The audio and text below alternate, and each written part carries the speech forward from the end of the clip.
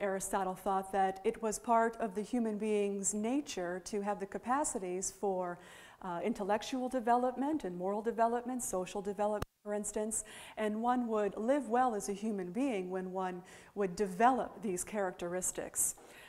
So the notion is that you would flourish as opposed to being merely happy. Often one draws a distinction between flourishing when one lives well owing to the fact that one possesses the basic goods that are important for a human existence.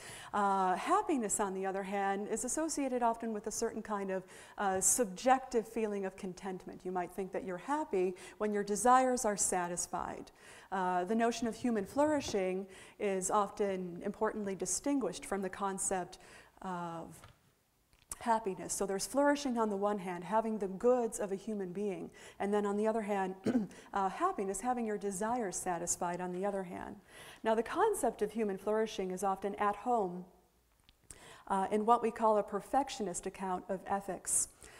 Those of you with some philosophy background, again, will recall that philosophers are often trying to answer some fundamental questions about how to lead a human life. And on the one hand, there are consequentialist accounts of ethics, and on the other hand, Kantian accounts of ethics. I recall learning this from Dr. DiPietro a dozen years ago. In contrast to those standards account of moral rightness and goodness, perfectionist accounts of ethics will appeal to the development of human capacities or the realization of human nature. And they will regard that as central to both moral goodness and rightness. So for instance, one might identify along the lines of Aristotle that the human being has an innate capacity for being social, and therefore to flourish as a human being, one has to develop one's social capacities.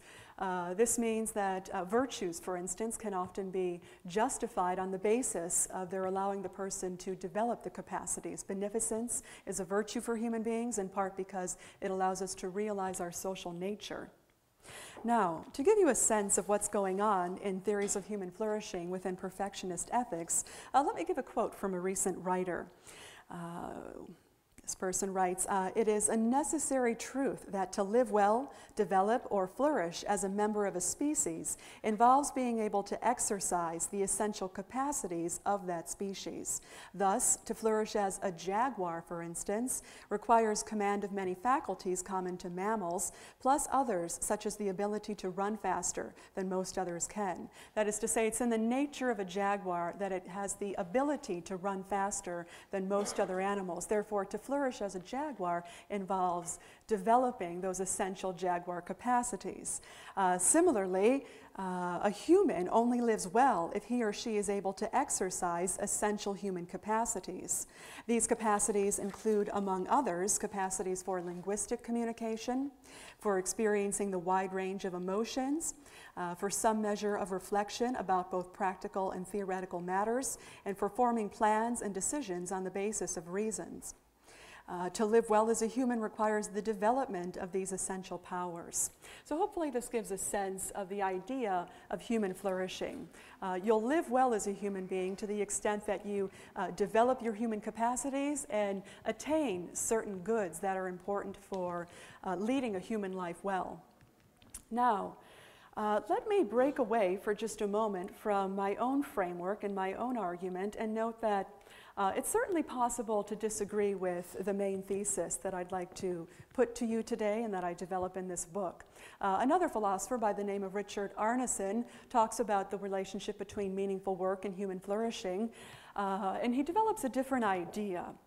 Perhaps some of you will be inclined to think along these lines rather than along the lines of my own thesis. So in an article published in Ethics, Richard Arneson says, human flourishing involves many goods. For instance, knowledge, the development of one's intellectual abilities, health, justice, self-respect, honor, and so forth, perhaps other things like love and friendship.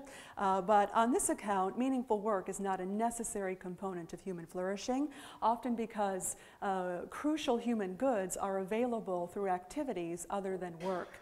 And his notion is that in a just society, some people might not go for meaningful work. They might bypass that or not have a particular desire to cultivate a meaningful career because their self-realization or perhaps self-definition lies elsewhere. And so social philosophers who are relatively egalitarian leaning should not place so much emphasis, this philosopher thinks, upon the ideal of self-realization and meaningful work, and should instead talk about fair distributions of other goods. So again, this is, on my account, the false idea. Okay. So it's incumbent upon me to argue that meaningful work is a necessary component of human flourishing, and here I should underscore that it's necessary but not sufficient. That is to say, you will need meaningful work in order to live well. You will not live well if you do not have meaningful work, if you're relegated to a career that you find fundamentally dissatisfying, that is humiliating or unimportant. On the other hand, you do need other goods in order to fully flourish. So the main claim is that having meaningful work is necessary but not sufficient for flourishing.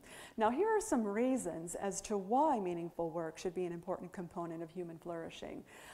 Primarily, it's tied to a host of goods that are either moral or importantly personal. These moral goods include the goods of self-respect, integrity, dignity, and autonomy. Autonomy is often regarded as a kind of self-determiningness.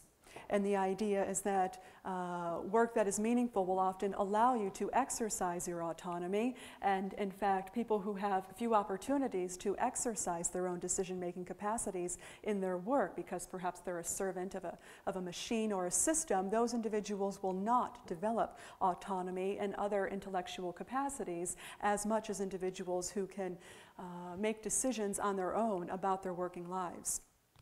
Apart from being important for self-respect, integrity, and autonomy, meaningful work is also important in self-definition and self-expression. The idea here is that insofar as work expresses something of yourself, and insofar as that self-expression is an important contribution to a community and valued by other people, then one becomes a kind of important part of a human community and simultaneously achieves the good of self-respect. Self-respect is obviously a personal good, yet it is interrelational to the extent that when you put yourself out there and in turn your work is valued by other people, you develop self-respect. Some of you might remember the movie The Pursuit of Happiness with Will Smith. It's not really a movie about work and flourishing. It's mostly about someone overcoming his circumstances to achieve his own conception of happiness. But there's an important moment in the film that you might remember where the character of Will Smith says, "When I was a young person and I excelled in my work, I had a sense of self-respect and a feeling of great potential and purposiveness. But somewhere along the line, that feeling of respect that I got through my work slipped away, and eventually I ended up in these circumstances." Now, clearly, it is possible to have self-respect without having a kind of recognition from others through one's work. For instance, if you're an elderly guru, you might be respected just in virtue of who you are in terms of your wisdom and character rather than for your work per se. But for most people, self-respect will come through a job well done. Now, of course, self-respect is just one good among many others, including autonomy, purposiveness, work relieves boredom and adds structure to your life. Self-expressiveness, and so forth. Now, on the other hand, work that is felt to be degrading or stultifying or tedious tends to undermine the intellectual and moral development of the person. So, for good or for bad, as the saying goes, whoops, sorry.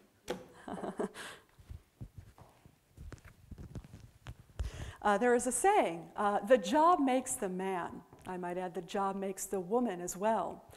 And the idea is that work molds the person. Work is not only the mark of a person in the respect that work is an expression of humanity, and you look at an artifact of work and you can tell that a person made that object.